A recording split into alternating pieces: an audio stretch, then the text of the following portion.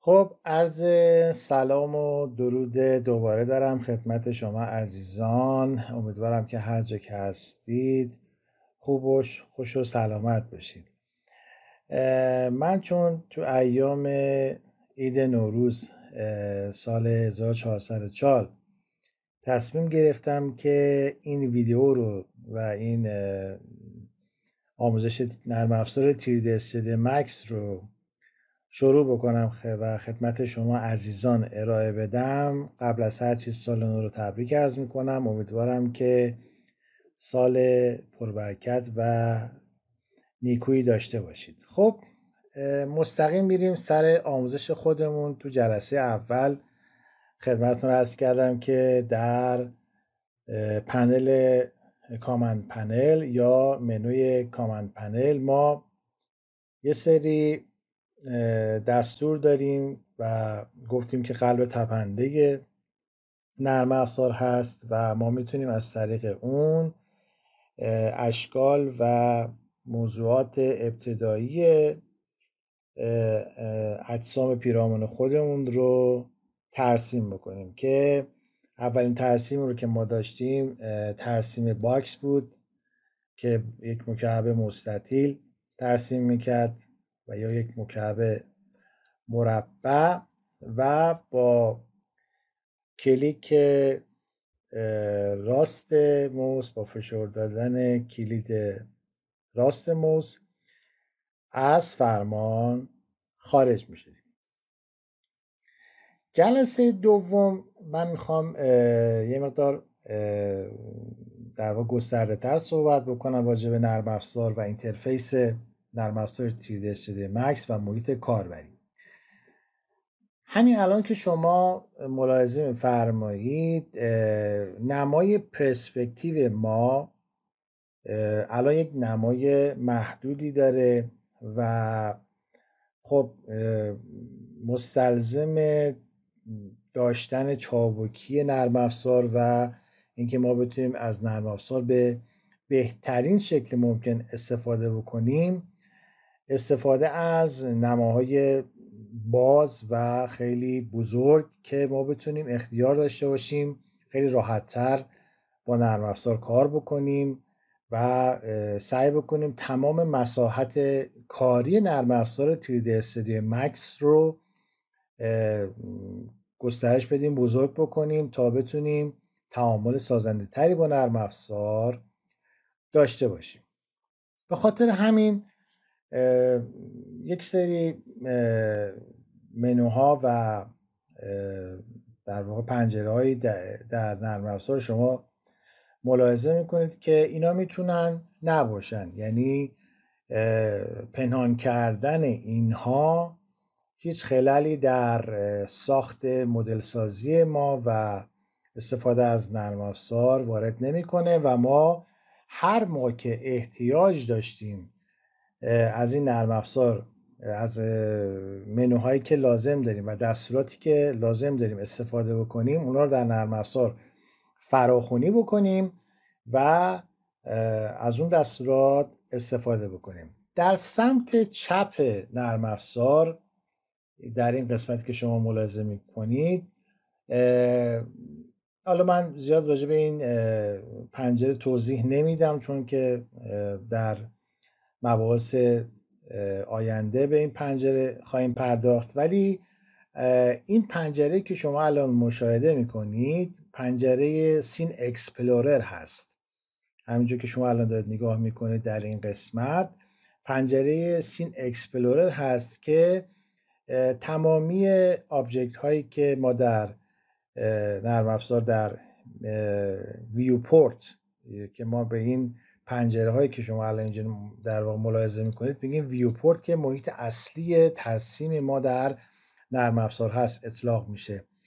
و هرچی که در این محیط ما ترسیمی رو انجام میدیم در اینجا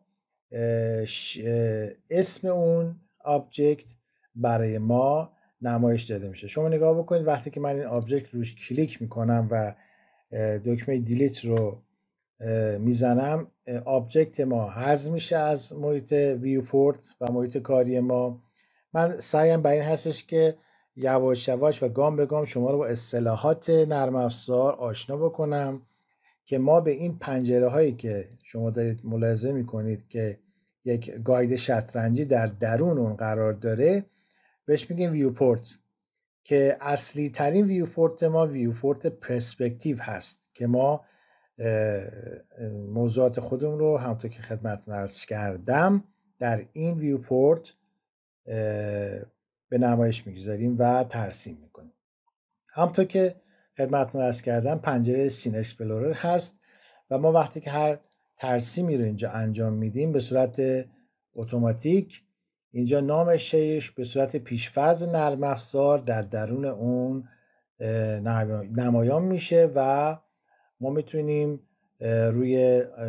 آبجکت های خودمون مدیریت داشته باشیم. اما این پنجره به اون صورت زیاد اهمیت نداره، نه که اهمیت نداشته باشه، یه مقدار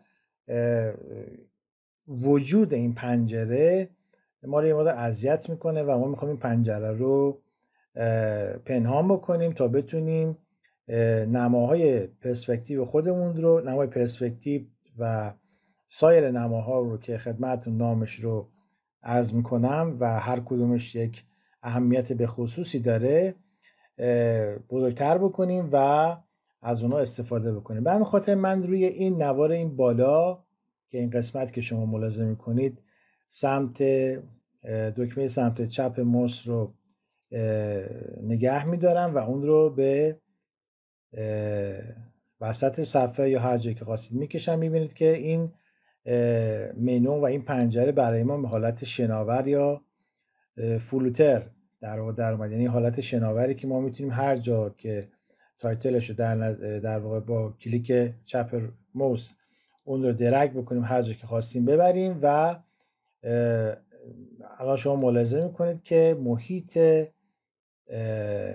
کار با نرم افزار 3D Studio Max ما برای ما بزرگتر شد و ما میتونیم خیلی راحت با اون کار بکنیم. من اینجا دکمه کلوز رو میزنم و این پنجره رو مخفی میکنم. ملاحظه میکنید که نرم افزار خیلی گسترده تر شد و کار با اون راحت تر میشه برای ما و ما میتونیم به بهترین شکل ممکن ازش استفاده بکنیم. همینطور این پنجره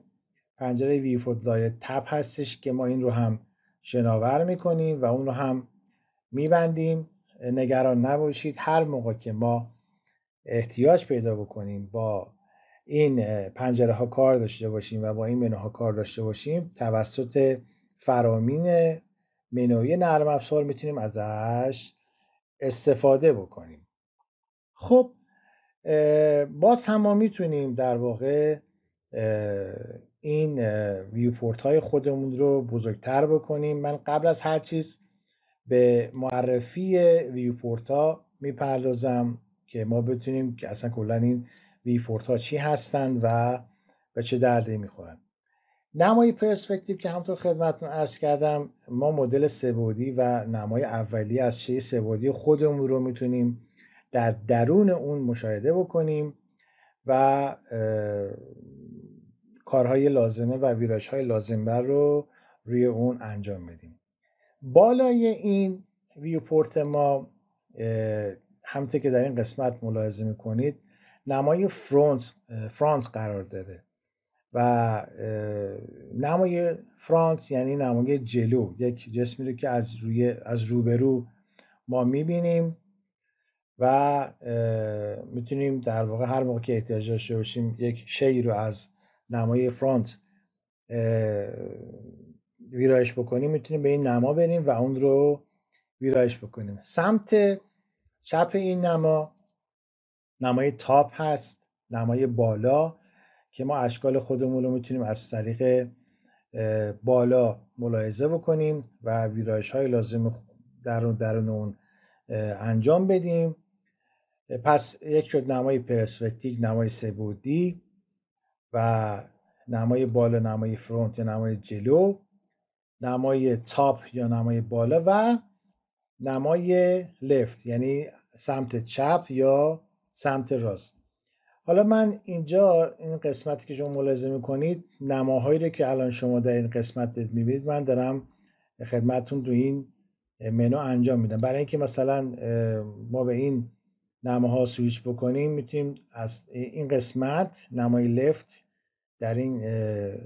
روی این کلمه کلیک بکنیم، یک منو برای ما ظاهر میشه و ما سویچ میکنیم روی نمای رایت و شکل و آبجکت های خودمون رو از طریق نمای رایت یا نمای راست میتونیم ملاحظه بکنیم و ویرایش های خودمون رو در درون اون انجام بدیم. نکته جالب توجه این هستش که ما هر کدوم از این نماها رو میتونیم بزرگ یا کوچیک بکنیم. یعنی شما الان توی این نمای اینترفیسی که در داخل نرم افزار 3D Studio Max ملاحظه می‌فرمایید 4 تا نما هست: نمای پرسپکتیو، نمای فرانت، نمای تاپ و نمای رایت یا لفت، که به صورت پیش‌فرض وقتی که ما نرم افزار رو نصب می‌کنیم یا نرم افزار رو ریست می‌کنیم، که حالا بعضاً به نحوه ریست کردن نرم افزار هم خدمتتون آموزش خواهم داد، سویچ می‌کنیم و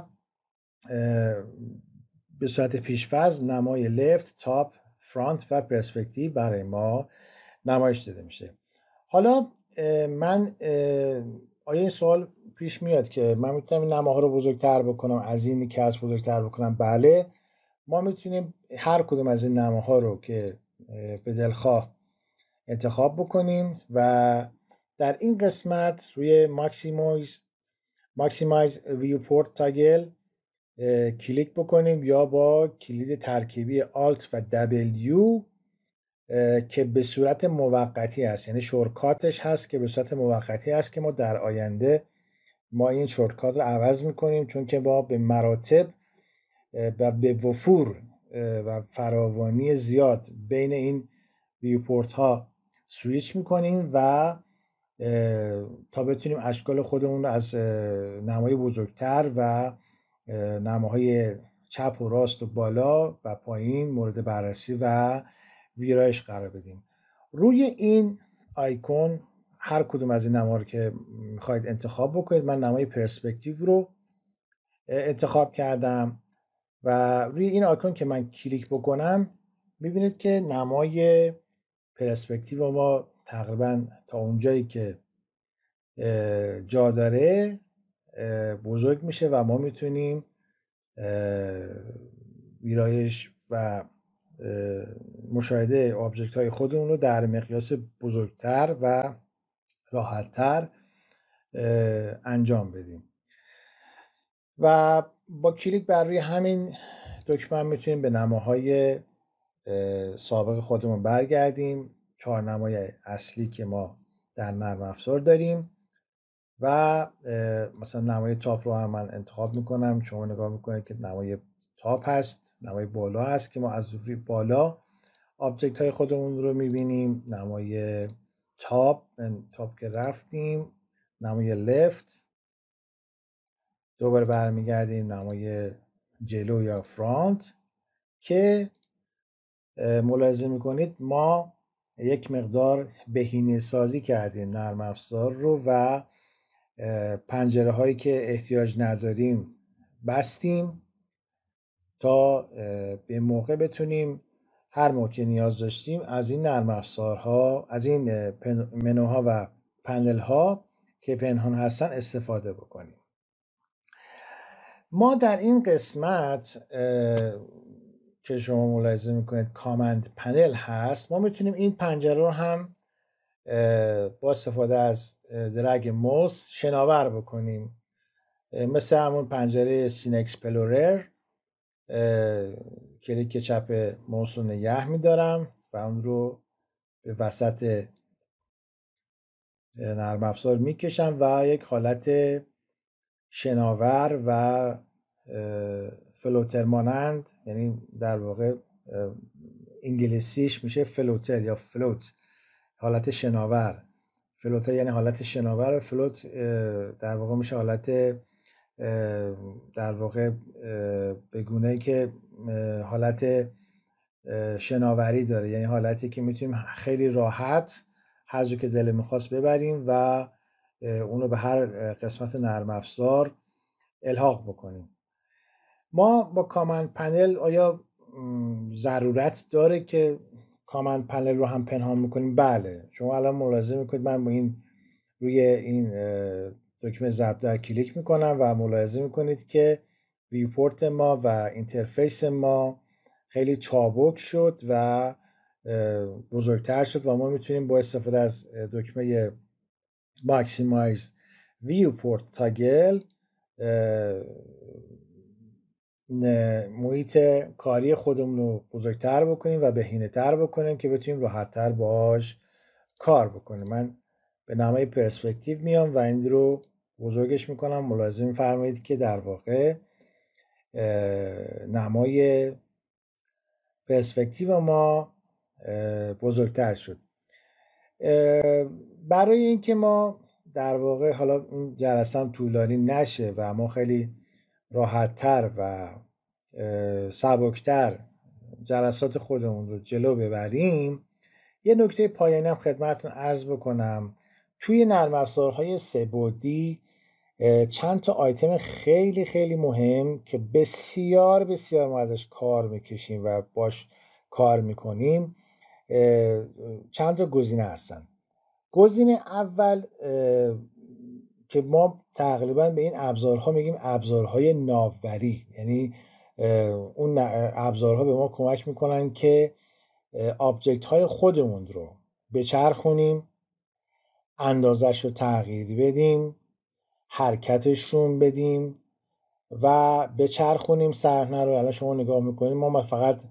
ترسیم کردیم و هیچ گونه ابزاری نداریم که ما مثلا بتونیم بر فرض مثال این مربع رو مکعب مربع آبجکت خودمون رو حرکت بدیم یا این آبجکت خودمون رو حرکت بدیم یا اینکه زوم آوت یا زوم این کنیم، یعنی بزرگ نمایی بکنیم و کوچک نمایی بکنیم. چون این در واقع ابزارالات و این سیستم های ناوبری به ما کمک میکنن که در وهله اول بتونیم آبجکت خودمون رو و موضوع خودمون رو مورد بررسی قرار بدیم تا بتونیم ویرایش های لازمه رو روی اونها انجام بدیم. اگر این ابزارها نباشه و در واقع ما نتونیم کاری بکنیم، خب عملا نرم افزارهای سه‌بعدی هیچ کاری برای ما انجام نمیدن. ما مثلا بر فرض شما نگاه بکنید وقتی که یک شخصی مثلا سلمانی میره، آرایشگر برای اینکه بتونه مثلا نگاه موهای اون طرف رو و اون مشتری رو راحت‌تر مثلا اصلاح بکنه، مدام در حال چرخش هست، یعنی از این ور سمت چپش میره سمت راست و مدام این ماشین اصلاح رو به گونه‌ای در واقع استفاده میکنه که راحت‌تر بتونه به اون قسمتی که مد نظرش هست و میخواد اون اصلاح کنه حرکت بده و دوران بده و خودش رو به اون نقطه برسونه و بچرخه تا بتونه اون نقطه رو اصلاح بکنه. نرم افزار سه‌بعدی هم همینطوری هستن که همه ما انتظار داریم و با این سیستم های ناوبری ما میتونیم در محیط ویوپورت ها بچرخیم، حرکت بکنیم، زوم این کنیم، زوم آوت بکنیم، در واقع حرکت بکنیم تو محیط، آبجکت ها رو تکون بدیم،